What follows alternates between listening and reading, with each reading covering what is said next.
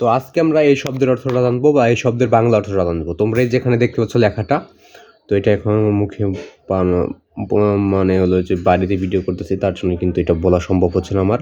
তো এটা এই শব্দের বাংলা অর্থ এবং এই শব্দের অর্থটা আজকে জেনে নেবো। তো এর আগে তোমরা চ্যানেল নতুন হয়ে থাকলে চ্যানেলটাকে সাবস্ক্রাইব করবে এবং অল নোটিফিকেশন অন করে রাখবে। তো নিচে কিন্তু তোর ওই শব্দের অর্থটা বা শব্দের বাংলা অর্থটা রয়েছে। তো এবং সকলের প্রতি আমার সালাম, আসসালামু আলাইকুম। তো এগুলো কিন্তু খারাপভাবে নিলে খারাপভাবেই এবং ভালোভাবে নিলে ভালোভাবেই। তো এগুলো শব্দের অর্থগুলো আমাদের জেনে রাখা দরকার।